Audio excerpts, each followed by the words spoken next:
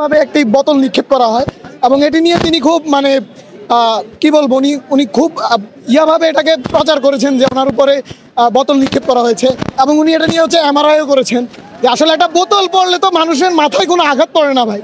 তো ওই সেইটার প্রতিবাদ হিসাবে আমরা আজকে হচ্ছে আমরা হচ্ছে এই প্রতিযোগিতার আয়োজন করেছি এবং এই যে বোতল নিক্ষেপ কর্মসূচি সেটা হচ্ছে যে ওনার ইয়াতে প্রতিবাদ স্বরূপ আমরা এটা করছি আর কি, আয়োজন করছি। প্রথম পুরস্কার কি? প্রথম পুরস্কার আপাতত আমাদের বড় ভাইরা জানেন ইংরেজি বিভাগে ওনা ঠান্ডা বিরিয়ানি খাওয়ানো হবে ওনাদের যে যারা বিজয়ী হয়েছেন তাদের জন্য। আচ্ছা ভাই, প্রথমে যে ডায়লগটা দিলেন ওই ডায়লগটা আবার দাও। আমার মাইক নেন, মাইক নেন। না ভাই, মাইক ছাড়া তো হবে না ভাই। হবে। আচ্ছা, ঠান্ডার বিষয়টা বলবো। আরে ভাই আসেন আসেন আসেন, দেখে যান কি হচ্ছে ভাই।